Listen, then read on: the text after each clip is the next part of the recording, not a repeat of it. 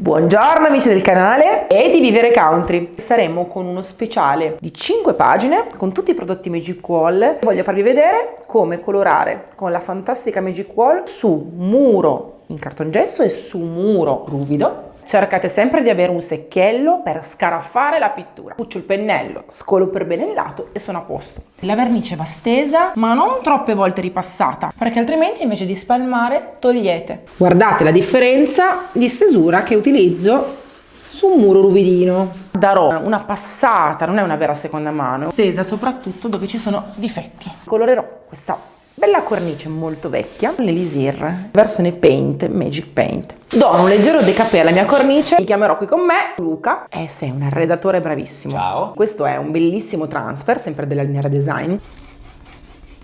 Poca cera jasmine, una massaggiata e via. Ciao!